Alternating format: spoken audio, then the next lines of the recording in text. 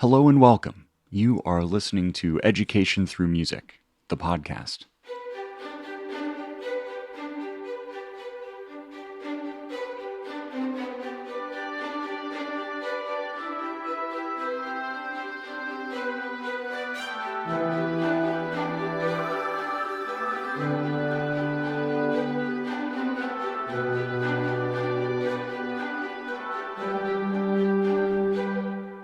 I'm your host, Noah, and in today's episode, I'm bringing you a conversation with Arielle Lewis.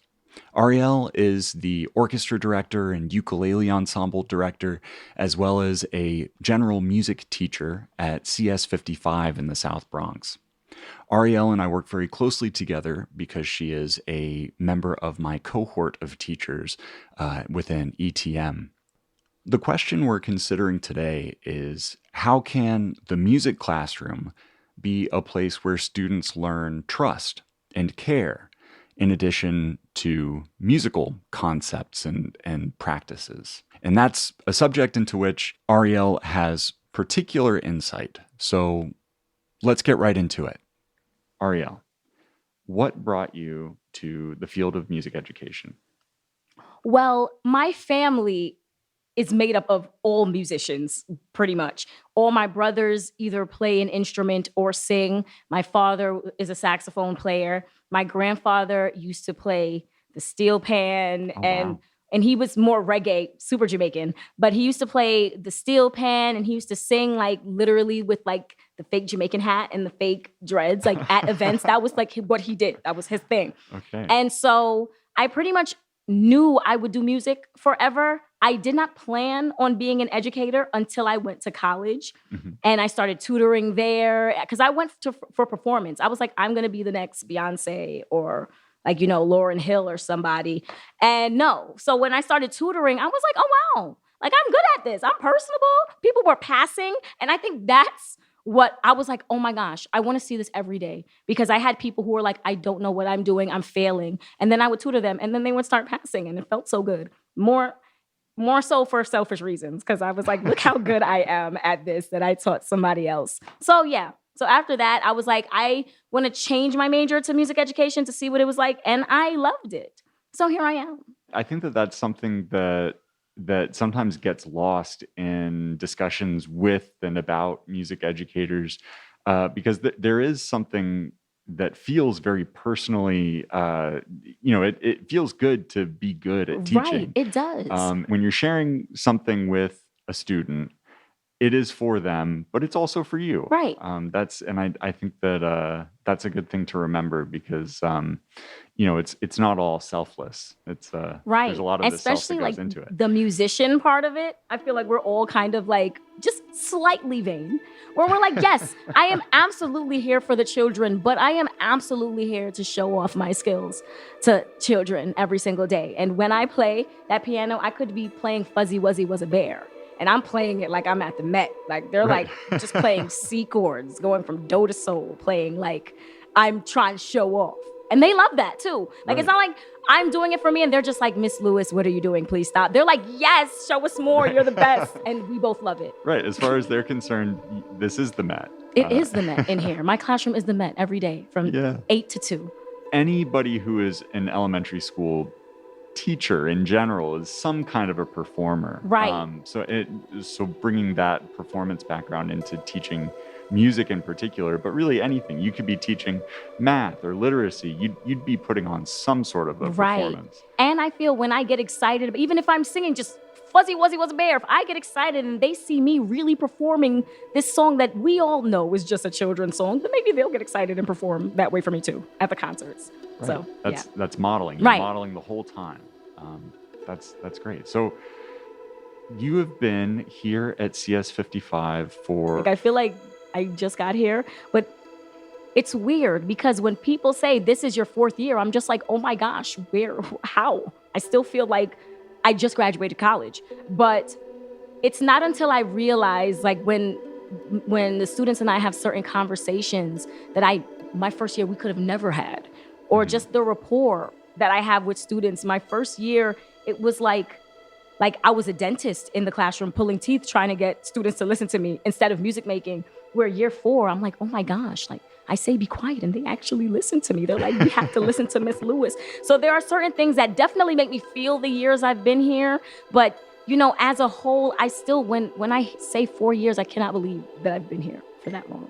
Right. And some of that time, of course, was during the, Yes. remote instruction and then hybrid instruction. And Yes. so I think that has a collapsing effect on the time, but also an expanding effect on the time. Right. It's a weird phenomenon. It's very weird. Yeah. So could you walk me through some of what went on over the course of, well, I guess the whole past 4 years, because that's your time directly before the pandemic, during the pandemic, which is still happening, but as far as schools are concerned, it's largely over. Right. It's normal to now. Normalcy now. So when I first came here, I started this school directly after being at one of the I still have nightmares about this school sometimes. Like seriously, in real life. Post-traumatic stress from this school. It was like I was like a correctional officer instead. Oh, no. It was, oh my gosh. So I went from there going to a new school. So I kind of had, that feeling in the pit of my chest, like maybe this is not what I'm supposed to be doing. You had some reluctance. Right. I was in the mindset of if this does not go well, then I just should not be a teacher because it probably wasn't the school. It was me. And the students were amazing from day one, but I hadn't yet built the confidence as a teacher because my first year, I wasn't really teaching that much. I was just trying to get children to stay alive. Yeah, you were surviving. Right. You were hoping the kids would survive. I almost feel like I started my teaching career here because this is the first school. When I first started, it was right away. I had ensembles. I didn't have my orchestra yet, but I had a ukulele ensemble starting. And then I had a musical theater program after school. So immediately it was like, you're a music teacher. Here we go. So by December, I was super excited. Like, yes, I'm doing my job. I love it. Until I went to other music teachers' concerts. And I was like, wow, we're not really doing much of anything. I thought we were awesome.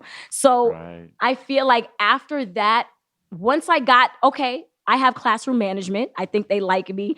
It wasn't until I was here for maybe 6 months when it was, I really want these students to make music and sound well and be happy about what they're performing. But I didn't know how to do that. So my first year here, it was just, I am trying to pull from everywhere I can, get advice where I can. And my second year here during COVID, even though I was not remote during this part of COVID, that is when I truly felt like, okay, I know what I'm doing. I have ensembles, they're playing, they're doing excellent.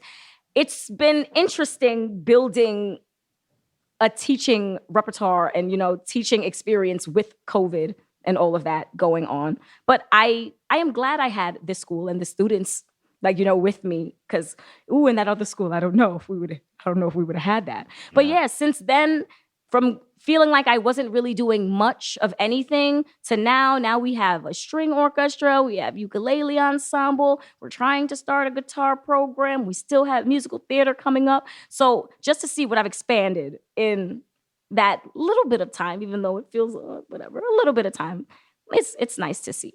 Yeah. I mean, it sounds like you sort of started from scratch, but you started from scratch on a plot of land that was like fertile and ready to grow something, which is very different from starting from scratch on rock. Right? Yeah, just famined land. Right. Yeah. So the things that you were seeing in other concerts were maybe a little bit further along in the succession of putting together music programming that is sustainable and has gone somewhere and has had the time really to grow and to expand and to look more professional. But I mean, as far as everything I've seen from CS55 is looking great, and it's looking like it's and things are getting better all the time. Right. One thing I love about this school that I can't speak for everybody's school, but the students really do try in this one. It warms my heart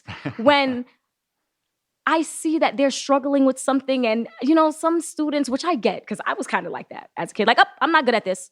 Let's toss it. What am I naturally good at? But students, I see them struggling like in the most beautiful way to get something. And then when they finally get it, that moment, I feel like when I'm in college, when I was tutoring again, like, yes. So especially versus my other school, they try so hard and they are hardworking and give up their recess time and give up their lunch time to come do music with me. So COVID posed a lot of challenges for every educator. Nobody really came through remote and hybrid teaching completely unscathed. But beyond the background hardship of dealing with all of the challenges posed by COVID, you had some other challenges to face while you were building your program at CS55. So I wonder if you could share with us a little bit about that. Oh my gosh, well, whoever is listening, buckle your seats. Buckle your seats, because where do I even start? So I am so happy that you get to see me as the real person I really am when I am working as my supervisor, because every other supervisor I ever had at ETM has only seen me under turmoil and probably thinks that is just how I work. That is just how I work. Just sad. So when I first got to ETM, I think within 2 weeks, my grandfather died, and I had to take some days off of work for that. We got settled in, and then we had a I was in an apartment. I had a life-changing flood. During that flood, the flooding that happened in the Bronx, that was like really bad, if you remember that. Yeah. I forgot which hurricane that was. It's September 2021. Yes, September 2021. Mm-hmm. I basically, like, everything in my apartment was pretty much flooded out. We didn't have an apartment anymore because it was gone. So then I had to move to my grandmother's house, which was in Long Island. So now I'm traveling from Long Island to the South Bronx every single day because of the flood. And then my grandmother's house gets set on fire and we lose the house. And all of this happened within like a 6-month trajectory of itself. The flood happening, me moving, all of this, and then the fire happening. And this is during concert time. This is during a time where I'm not supposed to be absent, or honestly, where admin is not really expecting you to go through personal things that take over your work and your job, because we have things to do at the end of the day. Concert comes first. Right. Like, yes, we do care about the fire, but the concert is in 3 days. What are we going to do? Right. So it was interesting maneuvering those situations, but I can honestly say, because during that time, I don't think I had it in me to hide from students and, oh, nothing's happening. So I came into school very candid. Like, I lost my house yesterday and I don't have anywhere to live, but I'm here. We're doing the concerts. Everything is great. And honestly, I think me being candid with my students allowed them to work with me in a way that I've never had them work with me before, which is, I almost sometimes want to remind them, like, remember guys, I had that fire last year. Don't act up that fire, because everybody came to school and was just like, literally even saying out loud, let's not make Miss Lewis's day even harder. She lost her house. And it was so, like, yes, it was sad, but every day when I would come in, people were handing me cards, like students were handing me cards, and they were writing me notes, and they were leaving things in my mailbox. And this happened from even when the flood happened, and then the fire happened. So, and I bought a house since then. So I don't want to say, because that sounds bad when you say, it was a good thing that fire happened, because that's horrible, but so many good things have happened because of the fire. And I've gotten so much closer to my students because of the fire. So I'm not going to say that the fire was good, but I am going to say that I found a silver lining in the fire and all the personal things that happened to me, because I didn't hide them. I shared them with my students. And I think even they looked at me like, wow, she's telling us stuff. Like, she wants to talk to us. It's not just get in, quarter note, leave. We were having conversations, and even how we might feel if it happened to us. Or then people were telling me their own stories that happened to them about floods and fires. And I got to know my students a lot more than I would have because of the fire. I think hardship is one of these things that is a part of everyone's life at some point. And, the same flooding that impacted you in 2021 would have impacted a lot of your students as well, Right. who are living in the same part of the South Bronx. So, Mhm. so this openness also gives your students a chance to practice care. You are a part of their life, they are a part of Right. your life. And so that openness, I think, is really important, because it is something that is sort of fundamental to just being in community with one another, is experiencing hardship and turmoil, and then also recognizing when someone else is experiencing that, and being able to sort of share your care with the people around you, and Right. being open with your students, and letting them know, like, just so we're clear, like, the reason I'm looking a little disheveled right now, Because I was. yeah, Because I was. I really was. Yes. because I'm going through something. Right. and The then reason they why I can- have on sweatpants and Crocs is because this is what I was wearing. This is what I have, but I'm here. right. And they loved it. I wouldn't say they loved it. They didn't love that I was going through hard things, but they really did love that I was sharing with them. I even heard them saying, like, teachers don't tell us this stuff, this kind of stuff. Like, you know? So and it made me take a little mental note, like, okay, I don't have to treat you like your little babies, because sometimes we forget, like, when we were 10, we weren't as naive as adults made us seem. yeah. Like, we knew things. 10-year-olds know things, sometimes more than me. So I don't want to treat them like they're know-it-alls, but sometimes it's like, let's see if we can talk like this, and if it works, yay, and if not, then we can always backtrack, and we can meet each other in the middle. Yeah, absolutely. Right. So what was the role of music in your life and in the life of your family during that time when you were going through all of this turmoil? Honestly, when it comes to, like, family and friends, I wouldn't say not so much there, but I was giving private lessons out of the home, out of the basement of my home. And that allowed me in that moment to, because I've never really go to people's house and give, only because honestly, sometimes you don't know what happens in people's houses. So I don't know who I'm giving private lessons to sometimes. So I don't know. But no, it allowed me to go to my private students' homes and get to know them and eat their food. Because everybody, one thing that happens when you go through tragedy, everybody wants to give you food. And I love to eat. So I was just eating their food and talking to them on a more personal level than I would have if it weren't for that. So even some of them after that, we've gone to brunch and actually, like, became friends when it was just okay, here, come, let's play, let's sing together. That was great. Leave, give me my $50. We actually became, close, and I talk to you about something, so now you're kind of giving me something, and I'm giving you more, and you're giving me more, and now all of a sudden we're friends and we're talking on the weekends. Yeah, that's really a thing. It's like when you share a meal with someone, that's such a something huge, about it. right? And I will share a meal with almost anyone because I love to eat.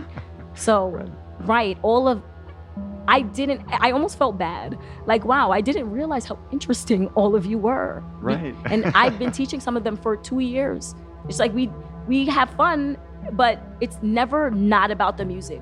But that was a point in my life, which is kind of opposite of what you're asking, but it was a point in my life where everything that is usually about music, I kind of, switched it and made it a little more personal, and music was still there, but I needed to talk about personal things and what was going on, and music is always there, but I had a lot more on my heart than music at that moment, and it allowed me to show that to other people that I usually wouldn't have, and, they felt comfortable and gave me something back too.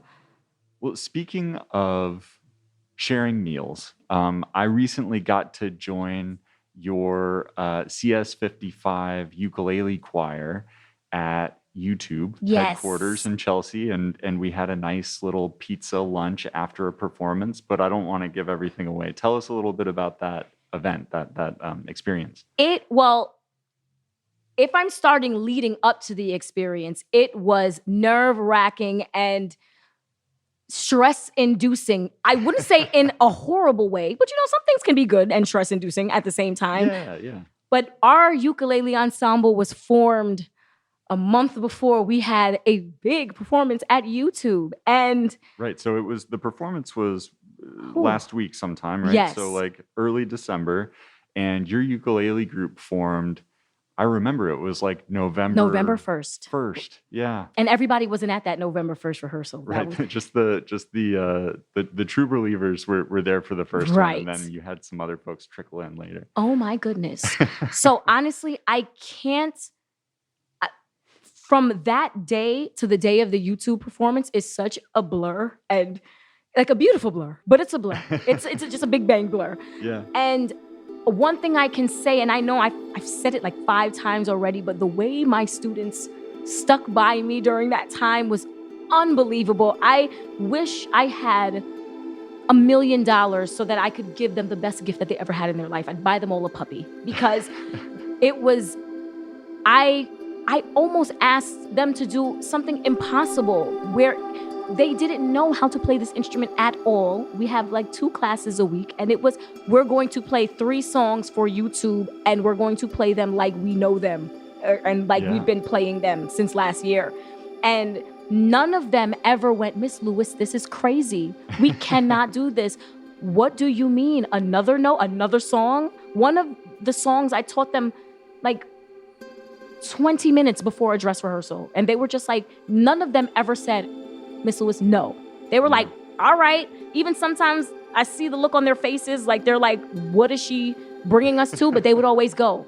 Right. And oh my gosh, I cannot thank them enough for the dedication that they gave me during that time. And I think that it showed when we went to the YouTube performance, because everybody looked so happy to see them, and it was warming my heart. Yeah, I mean, the dedication really came through. And I think what really stood out to me about that group is the level of trust they have in you, which I think... It's a little scary. Well, with great power comes great responsibility. And you held up your end of the bargain, and it was a great show. But to go out and perform live is a scary thing. It's a scary thing for me, and I've been doing it for a number of years. Mm-hmm. It's a scary thing for Sean's over here nodding his head, and you know, he's a great performer, but it's scary. And so to be a 5th grader and to look up at a teacher who's telling you like, yeah, we're going to go out and we're going to perform for some people you don't know, but trust me, they're important. Right. That's a big thing. But they did it, and they were excited about it. And afterwards, everybody was so energized, and they were saying like, this is the best field trip I've ever gone on. So that's where it comes to the vain thing again. When you're like, I teach for me. No, I don't teach for me. But that feeling of this is the best field trip ever, it almost feels better than the performance. Almost. Right. Not quite, but almost feels better, because, yes, we do things for the students, but nobody would want to do something that not only they don't enjoy, but everybody around them doesn't enjoy them doing. Right.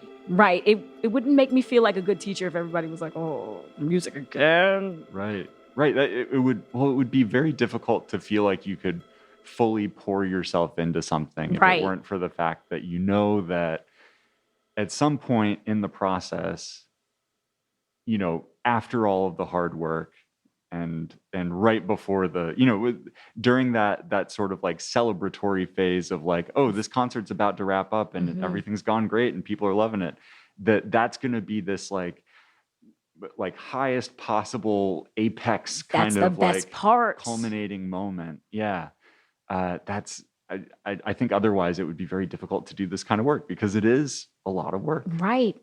It is. I think sometimes people don't see that. If you're a music teacher, you obviously absolutely see it. Oh yeah, you know the grind if you're a music teacher. Oh gosh, I feel like even if you're a musician, I feel like you can get it. Yeah. But some teachers around the school, I think they see, students, they're having so much fun, or they're laughing, and so they don't really see the hard work that's put in. They're just like, okay, they're having music. They're going to laugh and be silly for 45 minutes. Teacher, you have it easy. You get to do the fun thing. But it's like putting on shows. It's even when it's just 4th and 5th grade, some people think, oh, it's just 4th and nobody's expecting anything from them. But I want them to expect it from them. I don't care what the audience expects. I want them to, what's the point of handing a student an instrument and saying, we're going to play for people if we're not expecting them to at least feel like they're playing well?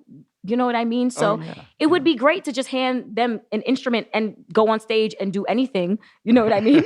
And I'm sure we'd have just as much of a good time.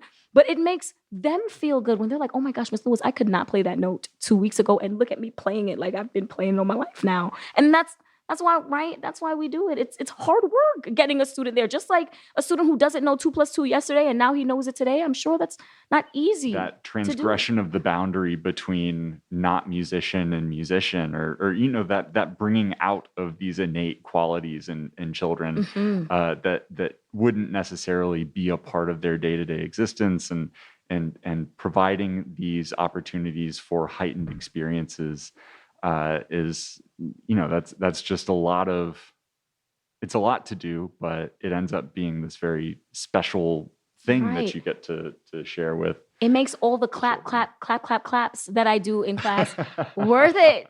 It makes it worth it. Well, actually, it really does. If you think about, this is something that I'm thinking about all the time, is like with especially with a very large group of children, it is not a natural thing for 30 children to sit quietly and listen. Even 30 adults, it's very difficult. Absolutely. Even for me, I'm like, oh my gosh, at the PDs, I have to constantly tell myself, don't speak out of turn, don't talk, don't shake the egg when they gave it to you. So for somebody who's 10, oh my gosh. Right. And so any call to attention, for it to work, the children have to know that whatever is coming at the end of that call to attention is worth their attention. Right. Otherwise, it starts to break down. It doesn't work anymore. Right. And so I think that when you can provide these experiences, and we were talking before we hit the record button about how, when the kids got back from the YouTube performance, the deal was tell all your friends that it was the most fun you've ever had. Make them jealous. The people who didn't want to be in ukulele ensemble, make them wish they were inside of it. Yes. Right. Because you've got fifth graders who are graduating, and they're going to go off to their middle school. So you've got to replace those students who are graduating out. And so you got to build that interest amongst the fourth graders and third graders and everything. You gotta make them excited about when they get to fifth grade, and they've got all these competing interests but you got to bring them in the door. But the more of these heightened experiences that you can provide the children through performances off-site, even performances in your own auditorium, the more you can be confident that what is coming after that call to attention, that clap, is going to be worth the kids' attention. And the more they're going to know that whatever it is that you have to say is going to be worth it. And I think that must be a really big part of what you have cultivated here over the course of 4 years, is this trust, this closeness with the children, but this understanding that they have that what they can expect in this room, in this music classroom, and all of the experiences associated with it are going to be worth their attention and their time. Right. You said it, not me. You said it. I'm just going to say, right. Yes, absolutely. You said it. But I definitely see that my students feel comfortable with me in music class. And I love that. I really do love that, because sometimes I'm not comfortable. I'm just like, sometimes I'm not comfortable. I'm like, oh my gosh, friends, if you realize that sometimes I don't know what to do with you, or not even like it's your fault, but sometimes I'm just like, where do we go from here? I don't know. And they look at me and they're like, wherever that is, Miss Lewis, we're coming. And that feels so good. It makes me not feel like, sometimes when you're planning something, you're like, oh, I don't know if they're like that. Maybe I won't do that. It makes me think, we'll do it. If they don't like it, oh well, we'll scrap it and do something else, because I know that they trust me enough to say, we don't like that. It's okay. But I know you have something else, Miss Lewis, because you always do. Right. Versus if they didn't trust me, they would be like, we don't like that, and we don't like you, because why are you bringing things to us? And we're leaving. Right, we're leaving. We don't like that. I quit. That was horrible. But with them, if they don't like something I do for a class, they'll say, it's almost like they're like, oh, okay, that was a one-off, but Miss Lewis got it. She's okay. Right. So I love that too, because it gives me room to make mistakes, because I'm still human. I tell them that all the time. I'm not going to always be perfect. Just like your favorite show, you have an episode or two you don't like, right? Yeah. That's same Sometimes with me. Even an entire season. Right. But still come back for the next season, because maybe there's a chance, right? Right.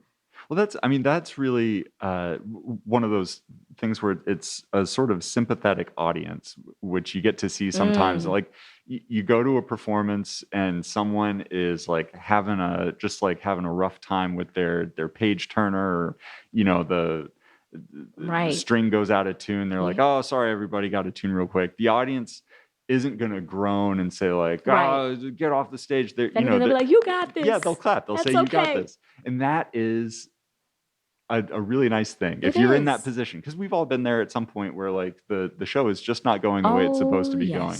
But a sympathetic audience really makes all the difference. So that's that, tying back in with this idea of the teacher as performer, cultivating that sympathetic audience is a small part of it. I need to write this down because we have concerts next week. We should really teach the students about being sympathetic audiences because we do not know. We do not know how unpredictable the show will be. So you are a vocalist. Yes. And a violinist. Yes. And a violist too, right? Nah. A little bit. Okay, got it. Okay. Check. So, how did you end up working with a ukulele ensemble at school? So, ETM had a PD in 2021, I believe. 2020, 2021, something like that, where we had to play ukuleles. And before then, I knew, because, in college, when you're a music ed major, they make you hold every instrument and dabble in it, pretty much. So I had played a ukulele in college, but I knew, I think, a C chord and A minor, and that was it. Like, I didn't know anything else. So playing the hits. Right. Yeah. That's it.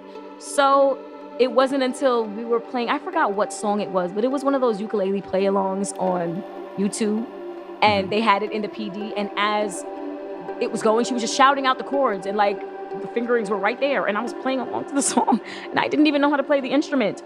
So I was like, oh my gosh, I didn't realize how, I wouldn't say easy, because I'm sure to do a lot more, it's not easy, but I didn't know how easy it was to get started on a ukulele, right? To get started. When you get started on violin, it doesn't sound good I still don't sound good on the violin. And honestly, and it's one of those things where if you stop, I'm not saying you lose it, but it's not like riding a bike. Oh my gosh, it's not. When I picked up that violin for this class, I haven't played a violin. It's been a while. And I was like, oh wow. Yeah, I didn't remember. Wow. Can tell. Yeah. I was just like, oh my gosh, do I even remember how to play this instrument? It hurt my feelings. It really did. Yeah. But with ukulele, honestly, you could pick it up and in 5 minutes, you could be successful at something. So it wasn't until then I was like, oh my gosh, I need ukuleles in my school. I don't know how we're going to do it, but I need to do this. Because if it was this easy for me, I'm not saying it would be that easy for them because I'm a musician, obviously, but it was not hard. It's a low barrier to entry. Right. And when I was playing it, the strings were so close together. And I was thinking about their little tiny fingers. And it's a small instrument, not like guitar, where some of my students, I don't know. Yeah, like a lot of them could, but like my little students, some of them, it would be very hard. Right. So I brought ukulele here, and then we had about 10 of them. And this was during COVID still, so class sizes were still super small, where I only had like 7 in a class. So I was like, let's just make a ukulele class for a month, a ukulele unit. And when I saw how my general classes were picking it up so fast, I was like, we need an ensemble. And then I asked for permission, and they were like, we probably couldn't get that started right now. We don't know. And then I got it started, and it happened in 2 weeks. And we were playing at the winter concert. Instead of permission. Yeah. Right. Sometimes it's like, okay, well, I'm not keeping them after school. I'm not.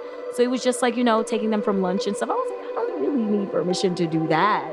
So we got started. And honestly, by the time we had the ukuleles in for the winter concert, assistant principal and principal was like, oh my gosh, ukulele ensemble, it's awesome. When did we even start this? You're awesome and amazing. We didn't even know you were doing this. I was just like, yes, I know. Look at us. We're awesome. So yeah. And it's the only bad thing about my ukulele ensemble is that we don't do it with the younger grades. So by the time we get everybody great, and I'm like, yes, we're playing songs. We have like a repertoire of 10, and then they graduate. And now I start from scratch every single year. Some middle school music teacher doesn't even realize what they've inherited. What a ukulele master they have in their class. They don't know. And it's not like we have enough money to be like, everybody gets to take their ukulele home and continue on their journey in middle school. It's kind of like, oh, thank you for having fun with us. Hope you can get one for Christmas. Yeah, leave your ukulele by the door. Please do not take that home. We have the serial number. We need it now. We gotta figure out who your students are going to for middle school, and like send Right. them with a like do a little handoff. Like something. Yeah. I would love that. I would hate for some of my students to never play ukulele again because they get I wouldn't say like, virtuoso, but they it's get pretty really hype. Yeah. right. They know how to play some songs by June. Right. That would impress people. Like, a little beach party. They could bring their ukulele and play for people like how my son does. No, nobody else does that. But yeah, I love how easy it is for them to pick it up. Even when we had that performance, I was like, oh my gosh, they don't know anything. And by the end of one class, we were learning a chord every class, and it was great. And versus the guitar where too bulky for a lot of kids. It's a little bulky. But and the violin, it takes a really long time. Right. To get that It's the only and honestly, some of them, they see the ukulele. I know it's not a guitar, but they're like, close enough. Right. This is great. I'm now a rock star. Yes. I know how to play instruments because I'm a musician now. Yeah. So they love it. I love it. And it's not something that it feels like a lot of pressure while I'm teaching. Like, oh my gosh, not the right finger. It's very, it's an informal-ish instrument where we can kind of lay back as we teach instead of me feeling like I'm like drilling the music into their heads. Posture. Yeah. Our recording got cut short at the end by the arrival of some of Arielle's students for after-school instrumental ensemble rehearsals, so I didn't get a chance to say thank you so much, Arielle, for spending the time with me and for talking through your story as well as these really important ideas of care and trust in the music classroom. And while I'm at it, thank you, dear listener, for joining us as well. Concert season is upon us, and the next episode of Education Through Music, which will be coming out in early January, will be about concert season. I'll be sitting down with some music teachers to talk about their winter concerts. We'll be listening to some audio of these concerts and generally discussing best practices and not so best practices, so that this time next year we'll have even more tricks up our sleeves for putting together a great show. So until next time, thanks for listening and take care.